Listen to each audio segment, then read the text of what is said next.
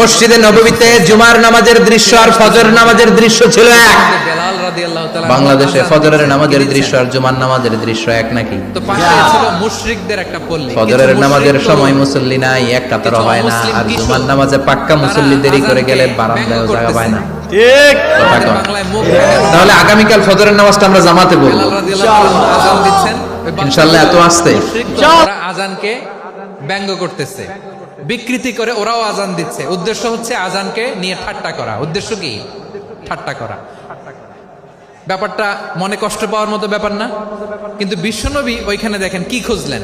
বিশ্বনবী খেয়াল করলেন অমুসলিম কিশোরদের মধ্য থেকে একটা কিশোরের গলাটা বড় দরাজ গলা, কণ্ঠটা বড় সুন্দর।